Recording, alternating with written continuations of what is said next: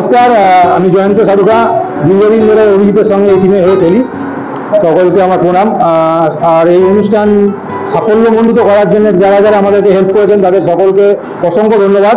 তাদের এই সাহায্য ছাড়া এই জিনিসটা কখনোই সম্ভব নয়।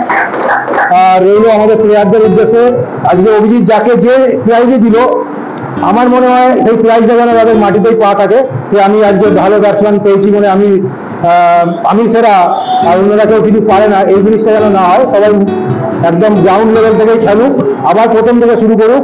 শুরু থেকে শুরু করলে জিনিসটা রেজাল্টটা আরো অনেক ভালো হবে।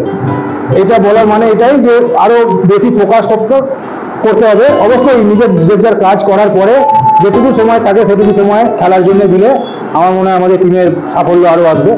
আর তো বাকিরা সবাই তো বলেছে, যারা ইয়ং প্লেয়ার আছে তাদেরকে আরো অনেক ভালো প্র্যাকটিস করে এগিয়ে নিয়ে আসতে হবে। আমরা সিনিয়র হয়ে গেছি, আমরা তো পারবো না লড়তে।